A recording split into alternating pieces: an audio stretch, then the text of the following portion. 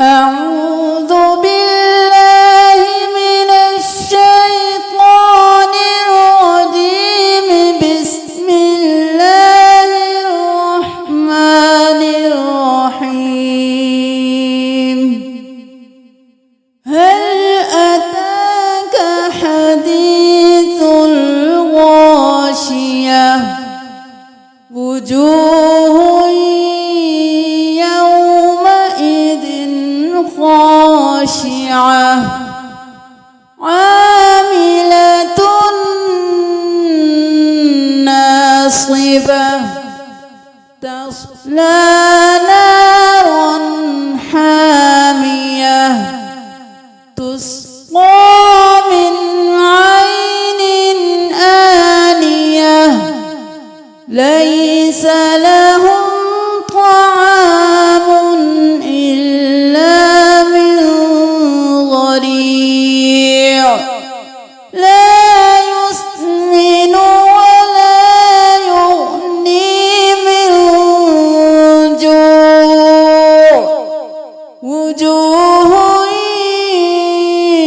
يومئذ ناعمة لسعيها راضية في جنة عالية لا تسمع فيها لاغية فيها عين جارية فيها سرر مرفوعة وأكواب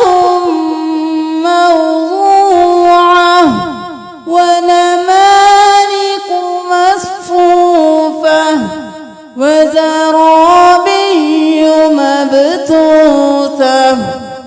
أفلا ينظرون إلى الإبل كيف خلقت وإلى السماء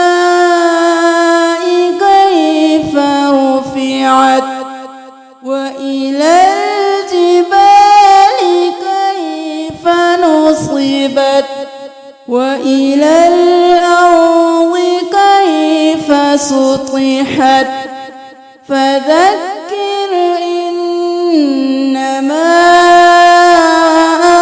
أنت مذكر لست عليهم بمسيطر إلا من تولى وكفر فيعذبه الله العذاب الأكبر. إن